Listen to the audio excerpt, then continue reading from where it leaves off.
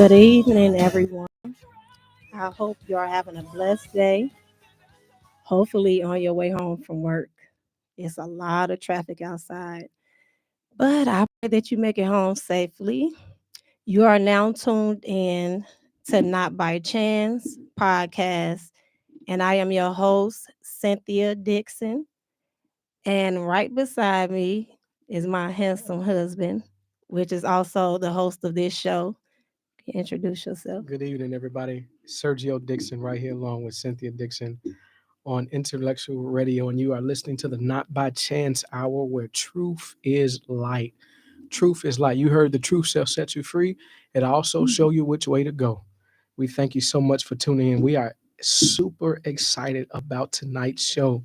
We are talking about a topic that affects every community, every culture, every creed, everybody.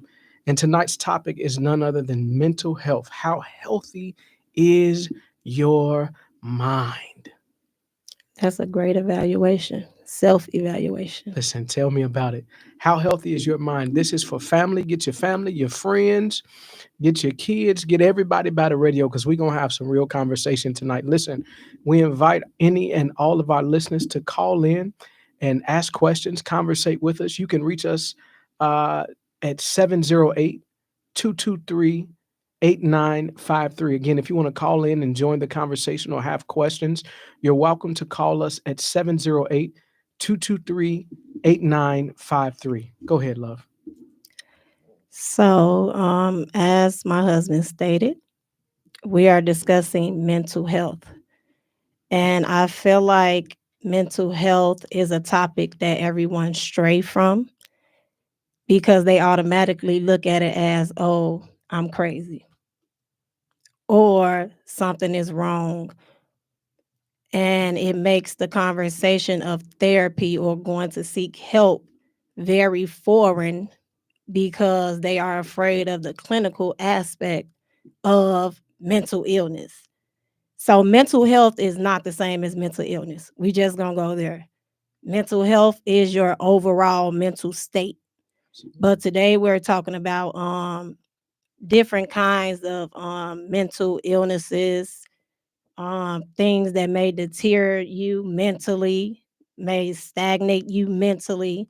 So we're not only talking about, don't want to call it this, but we see the people on the street dealing with schizophrenia and things like that, talking to themselves, and we look at them and say, "Oh, they got a mental illness," but negating the fact that we can easily turn into them if we allow our issues to take over our minds. So, from a clinical standpoint, oh, you can tell the people What I love about what you what you do. said is there's a significant difference between mental illness and mental health. Mental illness is literally a diagnosis in the clinical world. We call that a mental illness or a diagnosis of a person with a specific condition. Mental health refers to the overall state of our, listen to this, emotional, psychological, social, physical, and spiritual well-being. These five spheres encompass the entire person. Emotional, that's the way you feel. Psychological, the way you think. Social, the way you interact. Physical, your actual body and how it feels as far as illness is concerned. And then your spiritual well being, where your faith lies.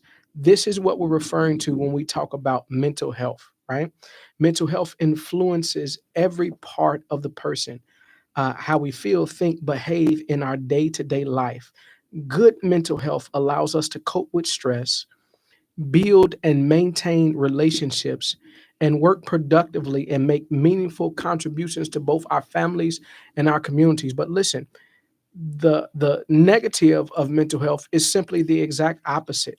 Low productivity, the inability to regulate, that's choose between emotions and rationale, inability to maintain relationships and productive behavior or behavior that is conducive of success, of accomplishing goals, etc. So these definitions vary when we talk about the negatives to each person and each individual, but the overall consensus is mental health affects the psychological, emotional, social, physical, and spiritual well-being of the person. And so that's what we want to look at tonight in this conversation. So I want to read a little snippet. I ain't gonna tell y'all what I got this from until I read it. But this is a snippet of a topic. Is something like a, what do you call those? It's not an essay, a blog pertaining mental health. But this is only a little snippet, half of it, not the whole entry. When approached with a question concerning mental health, we do not feel the need to examine ourselves. So when approached with a question concerning mental health or mental illnesses, we do not feel the need to examine ourselves because all of us think that our mind is rational. We think that we have it all together mentally. I mean, mental illness are conditions such as schizophrenia and bipolar disorder, right? This is what we think mental illness is: serious conditions that can never happen to us. And that's simply not true. Research shows that the cause of these disorders are unknown, meaning they don't know where these disorders come from. They come with theories. They come with what they say you can be chemically Mhm. imbalanced, Chemical imbalance, a yes. chemical imbalance, things like that. But in reality, they don't know where these disorders come from. The cause of them and are unknown and are believed to develop from extreme trauma and overwhelming life experiences. This simply means that this can happen to anyone. Absolutely. So the person that you see outside talking to themselves, in our community, we know outside doing karate moves, all type of things. These people have really suffered some. And we're not going to get into the substance abuse that can cause this just yet. But this simply means that this can happen to anyone. All of us have experienced trauma. All of us have been through some life issues that was extremely heavy mentally. But by the grace of God, we have not developed these illnesses. May I jump in right there, love? Go ahead. So, what we see in our communities that we can identify as mental illness, people acting abnormally or acting abrasively and destructively. We see that and we identify crazy. We identify mental illness. We identify substance abuse users, right? But what we want to target and talk about is when you can't identify what ill mental health looks like, right? And what Cynthia just said, a key word, she said trauma. And what we really need to do is define what trauma is. Trauma Let's do is it. an emotional response to a distressing event that overwhelms an individual's ability to cope. How many of us, per that definition, can honestly say we've been through trauma? I'm willing to bet my paycheck everybody can. Everyone has experienced some form of trauma at one point or another. Death, car accidents, natural disasters, um, uh, fights, um, Abuse. diagnosis, abuse. All of these things are various form of trauma that we all will experience at some point in our lives. Let me read a comment. Absolutely. Monet Pope says some look like everyday people, so you won't be able to tell the And difference. that's It does exactly not have a look. That's exactly who we're talking to. The people who, particularly, let's keep it real. In the Black and brown communities, there's a colloquial stigma around mental health, and that is, I can't afford it. I don't want to be called crazy. I don't want to feel weak. But the problem with that is this: Usually in our community, we don't pursue help until a tragedy happens, until somebody dies, until something happens that's so overwhelming that we got to go see somebody. But the real strength of a mental health advocate, which is what we're talking about, right, is the ability to get help before something happens. So when it happens, you're not knocked off your square, so to speak. Let me jump in. Absolutely. Defining trauma. You Hmm. just gave the definition of trauma. But I will offer y'all this, and this has been a great help to me. When you look up words, do not just stay in the Webster dictionary. Me and my husband are real live studiers. And I looked up the word trauma in Greek and in Hebrew, and Mm, it means to wound. So trauma is simply a wound. And if you go across the world, a lot of people define it as a disorder of the soul. mm, And we don't understand that our soul, we speak about soul so much, spirit, your soul, and all of this, but your soul is simply your mind, absolutely. your mind. So it's a disorder of the soul, it's a disorder of the mind. Something came and got the mind off track. Something came and we can't say perverse because it don't necessarily means that, but something came and detoured the mind, The function. distorted the mind, Hmm. did a lot of things. What did you say? Distorted its functioning, Yeah. proper functioning. And one thing I think is important to say right there, um, what happens in your mind does not stay in your mind. We have a word, the hypochondriac, and that is a diagnosis that says when a person um, feels like or thinks they're sick and then the sickness manifests. So I was we going to understand say that the power of the mind does not end right here in your head. Again, it affects your emotional, your psychological, social, physical, and spiritual. What happens in your mind affects the whole person. And we need to understand there is no look, there is no stigma, and there are many people who have diagnosis who have not been diagnosed. They have not been put in position to be diagnosed. Myself, an Army veteran, yes, when I studies. got back from the military, I had an anxiety attack, and I had never had one. When I got back from Iraq, I had an anxiety attack, and I never had one before, and didn't know what to do, didn't know what was going on. Fortunately, I had no choice but to go to the hospital, and from there, they diagnosed me with something, right? But when I studied, because you never want to get diagnosed and don't study what they say you got. Don't trust nobody's word. Make sure you research for yourself.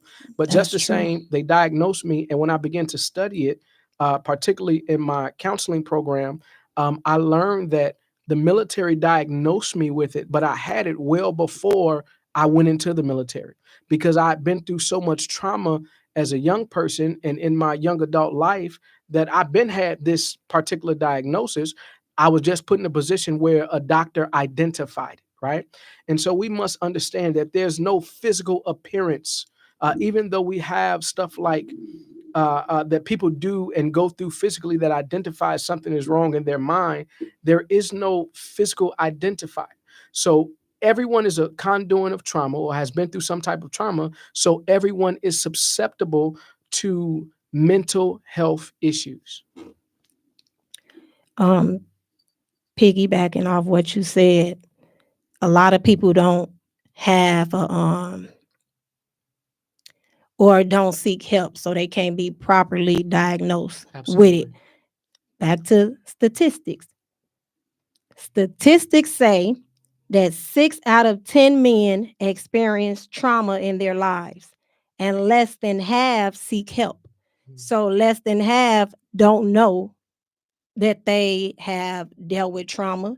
They don't know that they are dealing with symptoms and results of trauma, such as PTSD, mhm. anxiety, um, Depression. depression. All of these are mental illnesses, by the way. So when we sit around and we say, "Oh, I'm depressed today," we idly say that word and we idly speak that language, not knowing what we're speaking over us. So once you speak something out of your mouth, it downloads right here into your mind. So I'm depressed today. That is a mental illness. And if you go to the clinically, depression is a mental illness. Hmm. And trauma, mental illness, all of that is nothing but a broken mind. So trauma is designed to break the mind. These experiences, if you let them linger for so long, it's going to break your mind. And we ask, you got something to say? Yeah, I actually want to jump in right there and talk about trauma. So there are three types of trauma. You have acute, chronic, and complex. Acute results from a single incident, a death, a car accident, a natural disaster, etc. Chronic trauma is repeated and prolonged events. Repeated and prolonged events, abuse, um, domestic violence, neglect, that's chronic trauma, right? Complex trauma is exposure to multiple traumatic events, often of invasive and interpersonal nature. This is, in other words, prolonged trauma, childhood trauma, substance abuse trauma, systematic oppression. What we see happening in our nation right now, right? That's complex trauma, and we're affected by it. Even sometimes we're affected by it, even if it doesn't directly happen to us. You Mhm. can have a loved one, a friend, someone at work who experiences trauma, and then you experience that trauma vicariously because you're connected to that person.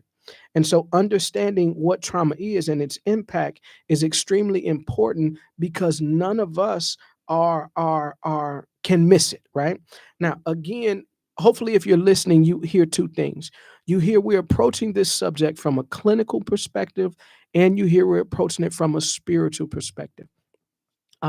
Mental illness refers to a wide range of mental health conditions that affect a person's thinking, mood, behavior, and overall ability to function in daily life, right? But we're not just talking about the diagnosis. We're also talking about the overall condition of our mind and our mental health. Because everybody ain't been diagnosed, but everyone has experienced some form of trauma. Heartbreak, Oh, absolutely. breakups. We go about life as if those things are not. Think about it.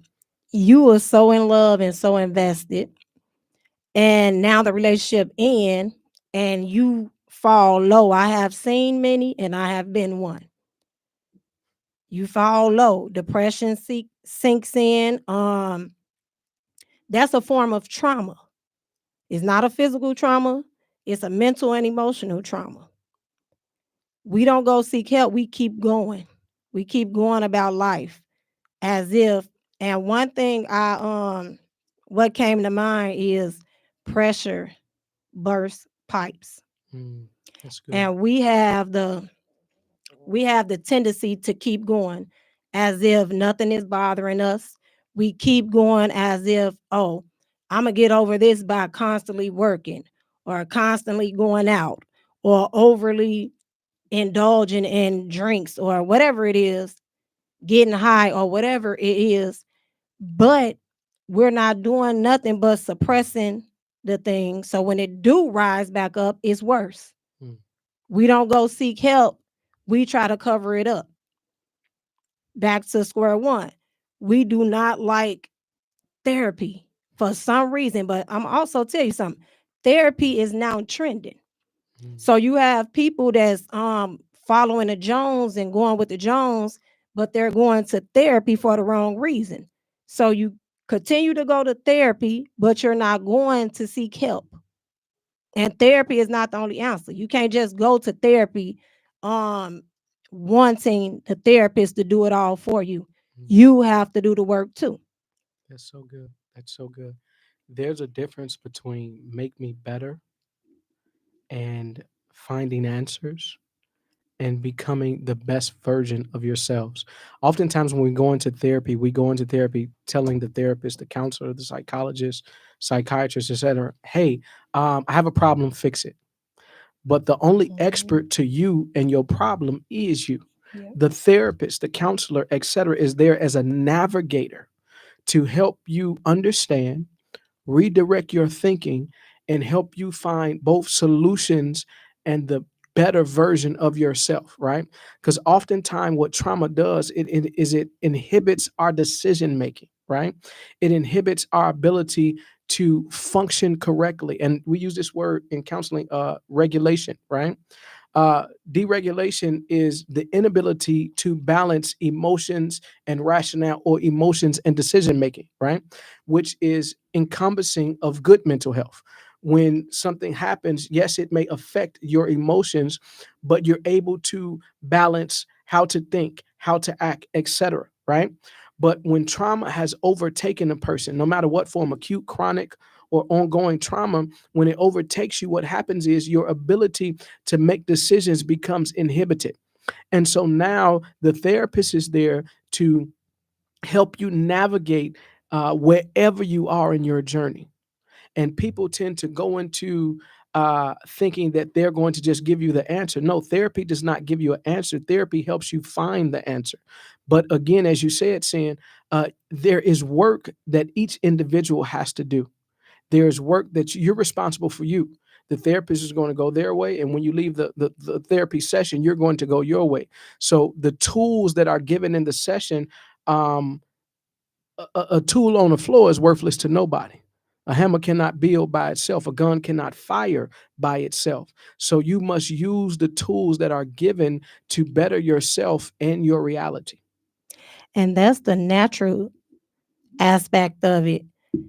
Spiritually, the Bible says that faith without works is dead. Mm, So you're going to have to do the work either way you go, absolutely. naturally and spiritually, because it's really a spiritual battle.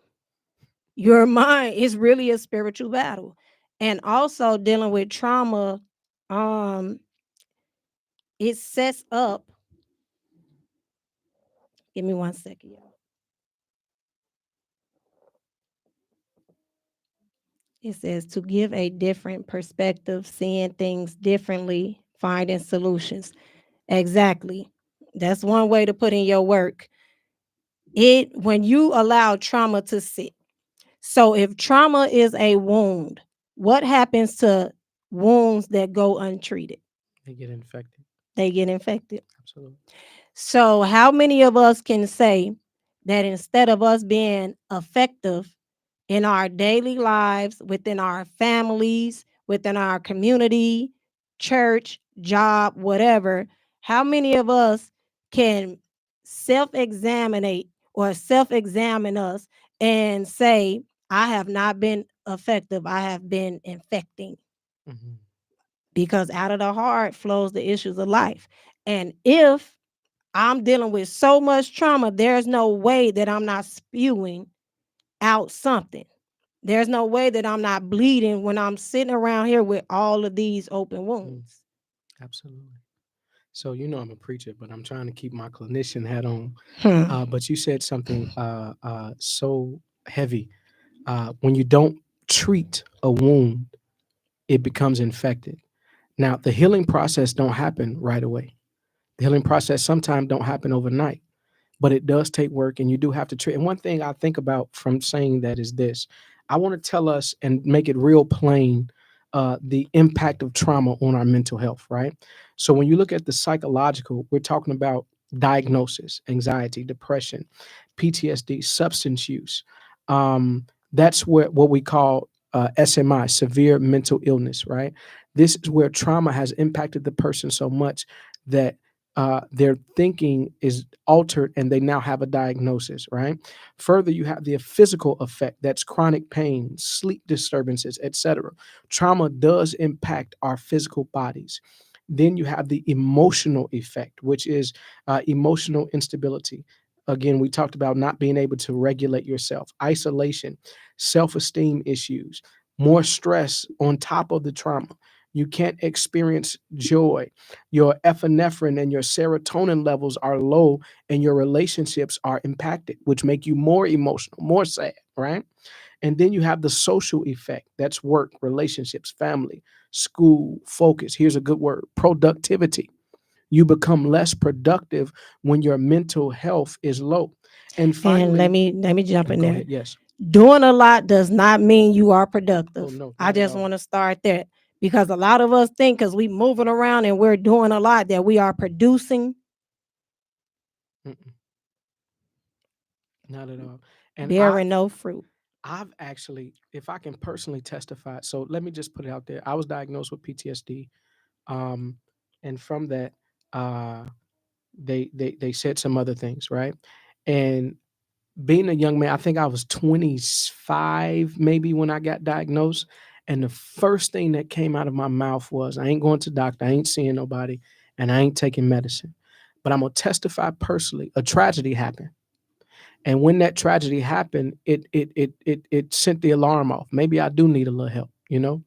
And one way I used to cope before I started therapy, before I started counseling, what I used to do was I became extremely active, because the more active I was, the less time I had to deal with me, how I felt, and what I was going through, right? I avoided mirrors. I avoided seeing myself. I avoided dealing with myself. I avoided me.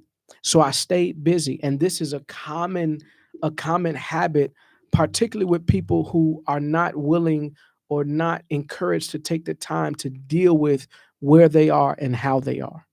That's so true. But there's another aspect to trauma that many people do not talk about, and that is identity crisis Mm, that comes with trauma. my God. That's why you have so many people who deal with sexual immorality when they're young, when they're innocent, and they grow up thinking a certain way, from molestation, from rape, and they grow up thinking that their identity is something that is not. Or we don't even have to go there. We can go a little deeper as an adult. A woman or a man can be in a toxic relationship, can be in a relationship that literally broke their mind. The only way you can truly be broken is if your mind is broken. Think about it in slavery days. They did everything they can. It was not to kill us or to do this, to do that. It was simply about control. And how did they control us? They took things from us. They caused trauma to take place, splitting families up, um, raping our men, killing, raping our women. That's something that messes with your mental, your psyche. And the best way, and now what did they do? Enslave us. We have the ability to win. But when your mind is in prison, you don't think past the situation. You don't even think that you have the strength. I have a meme in my phone. I had it for like 5 years. It's a picture of a horse I was just thinking that. that was roped up, like they had it on a leash, and it was connected to a plastic chair, Hmm. and a horse stood right there. His mind is so thinking that he's really bound and he cannot move. The entire time he's strong enough to not only move the chair, but if he run, he'll break the chair. Absolutely. And we like I said, going back, relationships. You see women, good women, um nobody is perfect, of course. And women, we have our little thing going on, especially when we get mad. But all in all, we lose ourselves. You find a lot of women that lose themselves when they enter into domestic relationships, when they have been raped, when they have been beaten, when they have been taken for granted. Mentally, it does something to them. So you find women out here that become promiscuous. You find women out here that become so bitter that their whole identity changes. You was a mother at first, you have kids, but now bitterness has took over you because of trauma, and now you can't even walk in that title of being a mother. You can't walk in you can walk in the title, but you can't walk in the fullness of being a mother. You can't nurture correctly. You can't love correctly. All of this is manifestations of trauma. Mm-hmm. There's absolutely no way that you can operate correctly if you are hurt. And you know the saying, hurt people hurt people. Mm-hmm. That's all you know. We can't sit here and say, oh, I can help you get off of drugs, and I'm sitting back here smoking a pipe. Because you never know. When you hurt, you see things differently. So when you're advising someone about something and you're in a hurt state, you are probably spewing something on them coming from a negative mindset because you are traumatized. So it's literally transferable. And we don't talk about the transference of trauma. Hurt people hurt people. And I want to jump in right there. And I'm sorry, I was trying to stay clinician, but I got to throw in a scripture here. Um, and I want to talk about bitterness, right? When your mind, when trauma happens, right? And I'm talking to people who have endured relational trauma, right? When the mind has been impacted by relational trauma, there is a seed of bitterness that grows, right? And the Bible says in Hebrews, the 12th chapter and the 15th verse, and I want to find in another version, but I'm reading the King James. It says, looking diligently, lest any man fail of the grace of God, lest any root of bitterness springing up trouble you, and thereby many be defiled. That's a little difficult to understand.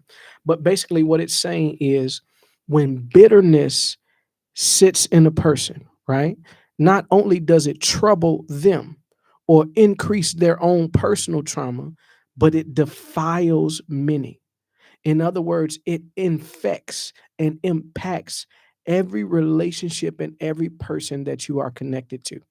And we see this all the time with relationships and baby daddy, baby mama drama, um, uh, just various impacts of bitterness, situations that have caused bitterness, and people don't know how to heal or don't pursue their own healing and forgiveness. And the seed of bitterness not only bothers them, but it bothers everybody that they're connected to. It And defiles. we're talking about a lot here, but we must understand that trauma and mental health is much bigger than a diagnosis. What I really want to point out by bringing up the subject of bitterness is that when you do not pursue your own mental health diligently, reoccurrently, habitually, in other words, it needs to be a habit, right? Because again, it affects your psychological, your physical, your emotional, your social, and your spiritual, right? And not only does it infect or impact you, but it impacts those around you. And so when you don't deal with this, what happens is it grows. Dirt is neutral. Dirt has no side to choose. So when a seed is sown, dirt perpetuates the growth of that seed. So it's up to you what seeds grow in your garden. We Yes, all ma'am. experience trauma, so we all need to get some form of help. We all need some type of habit of self preservation and self maintenance and healing, etc. I made a video years ago, and it spoke of when people go through traumatic experiences. Um, we talk about breakup a lot because we know that that is very heavy in our community, in our generation. Um, the momentarily heartbreaks, it don't really be heartbreaks. Our pride be broken, but that's another podcast. But I made a video that talked about once we go through these traumatic events and experiences, we always try grief, death. When we experience death, when we experience anything that is traumatic to us, we try to go back to the person we was before that happened. And the thing about it is this: once things like that happen, once life happens, it can either, what is that word? Catapult you to something else or it can pull you back. But you'll never stay in that one spot. And we try to go back to the person that we is, not understanding what that traumatic experience did to our mental. You'll never be the same. Either you can learn from it or you can drown in it. Cynthia, can I jump in real quick? Yes. And I'm finna do something that's kind of off script, right? Mm, I teach all the time that the only way a loss becomes a lose is if you don't learn. There's an old church song. I went into the enemy's camp and I took back what he stole from me. Everything taken from you is not supposed to be getting back. that's great. Sometimes stuff was taken because you needed to grow, right? But this is what I want to do. I literally was listening to you and I was led to ask. We're real educated right now. I'm approaching clinically, and we just studied and we got a topic, and it's great, right? But why are you? And forgive me, don't be mad, right? But why are you authorized to get on a radio and talk about mental health? I'm talking about Cynthia Dixon. Because I experienced it. Mental illness. Mm-hmm. I experienced it. Um, Back to what I was saying. I'm answering your question and Mm-hmm. what I was saying when Sure, I sure. said pressure burst pipes. Yes, ma'am. And I was that person. A point of time, I kept going, because I know what it felt like to lay and dwell in something. Now I'm ending up in a mental health institution Mm. because I took a bottle of pills. Um, Wait, I'm sorry. That was what? cute. What does that mean? You took a bottle of kid pills. Try to commit suicide. You tried to I commit tried to suicide. commit Okay. suicide because of traumatic, being in a domestic relationship, being with a cheater, being with a abuser, verbally abused, all of this. Not feeling like I got my family, not feeling like my family got my back, feeling like I'm by myself. I remember being with a person, that person, and he told me, I love you more than your family love you. Mm. So now I'm already dealing with trauma before I even got with this man. So it sounds like we need to do a show on red flags Oh, and identifying signs. But what I hear you saying y'all won't is, think it's a circus no more when I get done talking. what I hear you saying is, you now have an authority I have in our. authority over a lot because I made it out of it. And Mm, not only did I make it out of it, I pulled something out of it with me. mm, Knowledge, wisdom, let me tell y'all something. My husband is educated. Mr. Dixon is educated. He know all the big words there is to know. Things I have to look up. He even use them in our times of disagreement. You be like, what? You know what? But anywho, um, and all of that is fine. But experience is mm, the greatest teacher. absolutely. And the best thing you can do for yourself is not waddle and dwell in situations. Learn from them. And I had to, after taking the pills or whatever, they tried to subscribe. I'm think I be on social media too much. They tried to prescribe me some medication. I never took it. I didn't feel I needed to. I felt like that was a moment, and it was spiritual, and I felt like the enemy was trying to break me, so I combated that thing from a spiritual standpoint, which is warfare.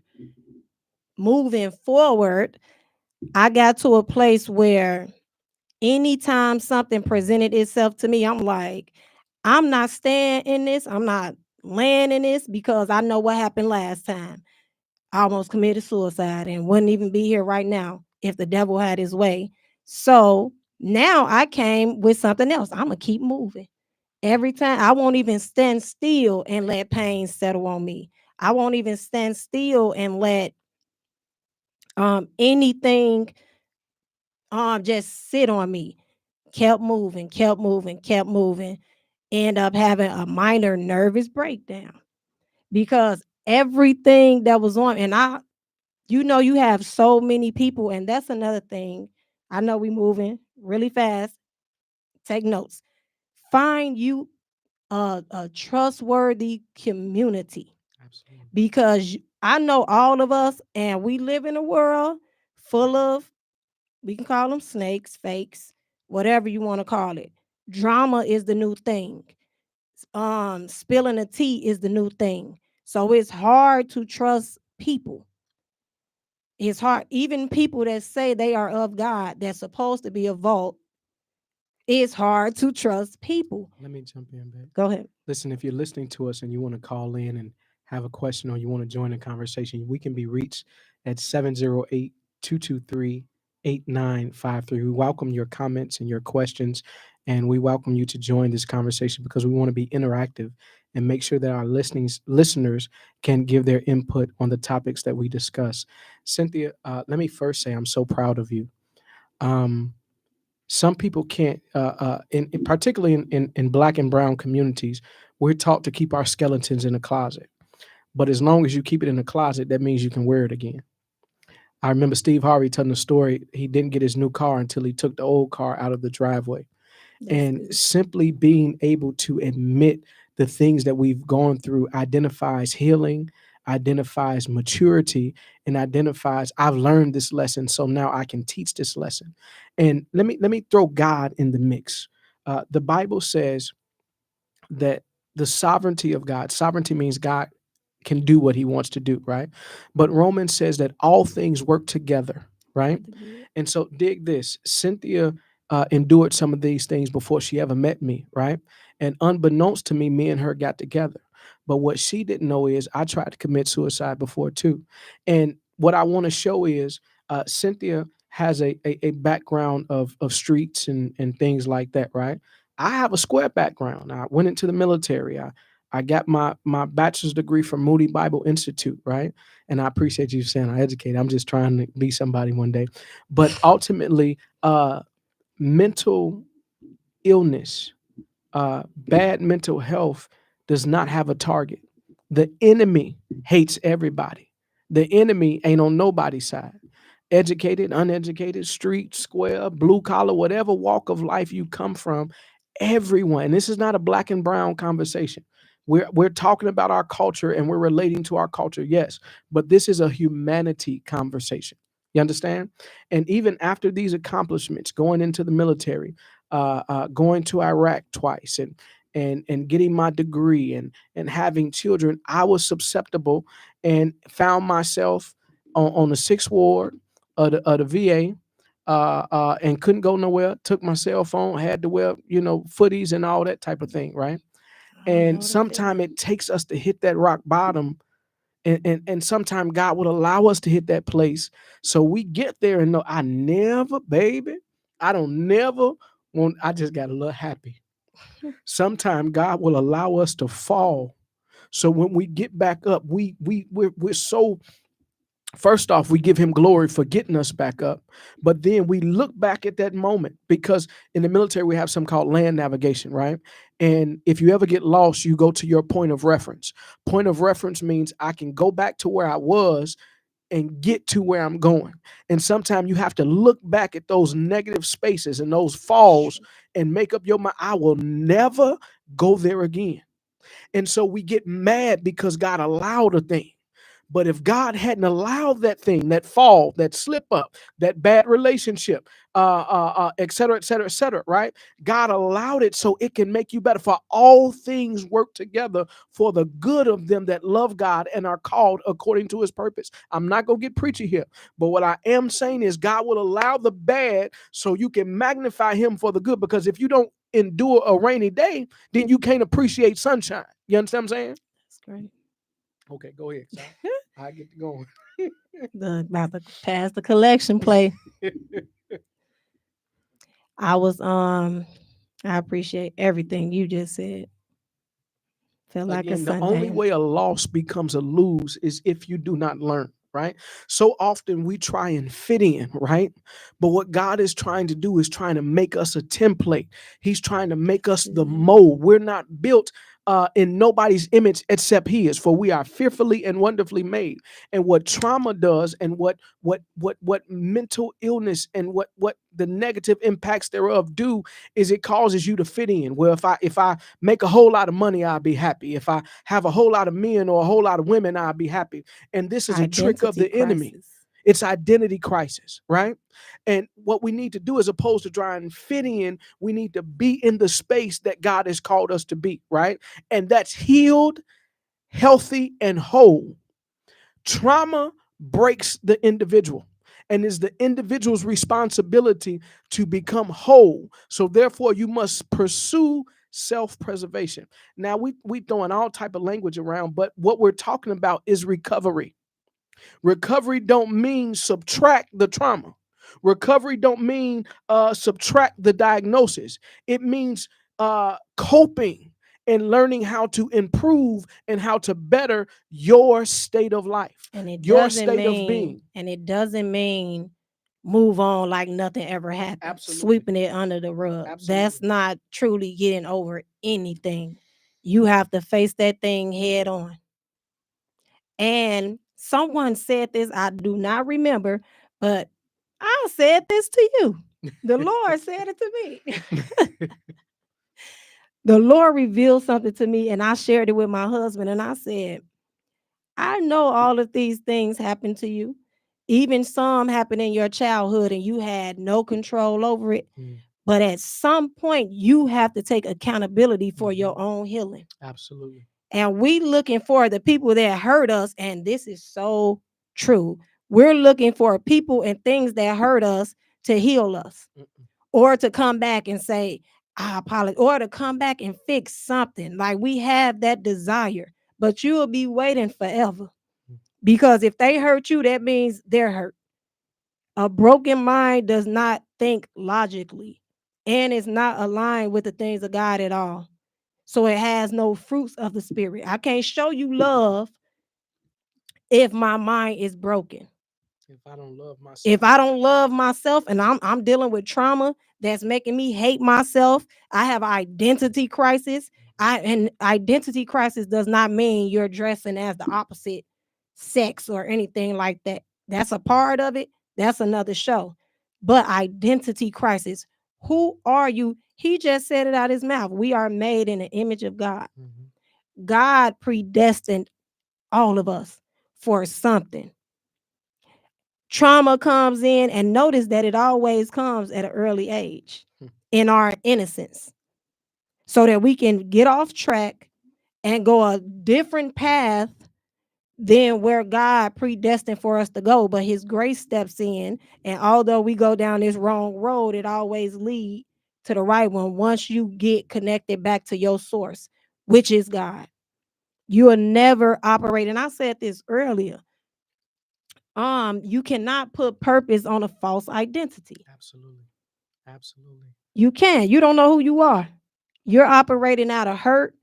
You're operating, men. You got multiple women because one hurt you, or you got mother issues, or you dealing with trauma. You got multiple women, but God desired you to be a husband.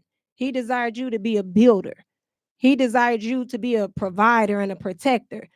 You won't really be blessed. Only what you do for Christ will last. Everything else will fade away. That's good. That's good. You just made me think about something while you were talking. Let me put my clinical hat back on. Eric Erickson has something called the 7 stages of psychosocial development. They are infancy, early childhood, preschool, school age, adolescence, young adult, middle adult. Um, and at each stage of development, there are skills, essentially, that you are supposed to learn: trust versus mistrust, autonomy versus shame and doubt, initiative versus guilt, and so on. And so, watch this. What trauma does is, whatever stage of development you're in, right? When trauma ends, it stunts your growth. And what happens is, you continue to live, you continue to go, but your growth has been stunted. Y'all know what I'm talking about. You ever met a grown person act like a kid? Jesus Christ of Nazareth. When we talk about identity crisis, you ever met someone? Um, okay, okay, okay. Um, They just alerted me to the time we got left. This is getting good, ain't it? Real quick, if you have a question, a burning comment, 708-223-8953. Please call us, join the conversation. But listen, what trauma does is it comes to stunt your growth, right? But your healing is your responsibility. I think to land the plane, the only way a loss becomes a lose is if we don't learn. This is not just to hear us talk and put out good information, but we are endeavoring to be a catalyst of information so that all those who listen would know there's healing available for you. That's the whole point. What happened to you was intentional. What happened to you really did happen. And there needs to be conversation, there needs to be therapy, there needs to be prayer around what happened, right? But there is freedom from it, and there is healing for you. And so the information we're putting out, the views and perspectives that we have, it's to encourage you, to encourage your family, to encourage your friend. Maybe you know somebody, right? That your mental health is important, and the condition of your head and your heart are important, and you have to pursue healing. Cynthia? I just want to leave by saying your feelings are real. Don't ever let nobody downplay what you feel because they're Absolutely. not you. They Absolutely. Some people love harder than others. Some people are more invested than others. Some people are more sensitive than others. So your feelings are valid, but it is your responsibility as an adult to seek healing, Absolutely. to be accountable for your own healing. Nobody is going to do it for you. And I also suggest that you not be so enclosed or isolated. Don't allow trauma to isolate you. That is nothing but the plan of the enemy. He wants you by yourself so that everything can be more intense. He wants you to look at everybody as if you can't trust them. The enemy hates family, he hates community, he hates it. What does it say? United we stand and divided we fall. Mm. So a person, when your community, when your family is not standing together, you are literally susceptible to falling. Absolutely. So find community, pray, ask God for it. Start having more conversation. Get in y'all Bible. Absolutely. It goes down to you don't have to read the King James. Download the Messenger Bible. You'll understand it. But get in your Bible. There is so much healing and revelation and wisdom and everything else, comfort that you can seek if you get in your Bible and build your relationship with God and allow God to lead you to people, because He can use people to help Absolutely. you through your healing journey. That's all I Absolutely. have to say. Listen, we want to thank all of our listeners for tuning in today. If you want to get in contact with us outside of this, you can reach us via email, not by chance, min at gmail.com. Again, that's not by chance, one word, min at gmail.com. Also, we do give counseling. We do Bible studies, and we've put out a lot of information. Maybe you didn't get something and you want to follow up. Please reach out to us. We will be glad to connect with you. We will be having some social media pages up soon, not by chance, and we will be building that brand. We will be giving this information out, and we want you to stay with us, follow us, keep an eye out for us. We're going to be here every Tuesday at what time, love?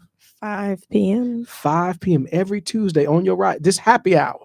Y'all be happy you're getting some good information. Praise the Lord. That's so churchy. But we try to give you some good information during happy hour. We love you and we appreciate you so much for tuning in. Listen, if you have show topics that you want to hear us discuss, you have ideas for us, hit us up on email. Matter of fact, I'm going to go ahead and give our business number.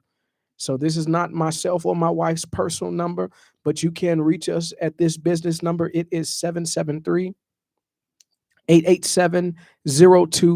Again, 773-887-0252. Not by chance. Thank you and have a fantastic evening. God bless you. Bless you. That was great.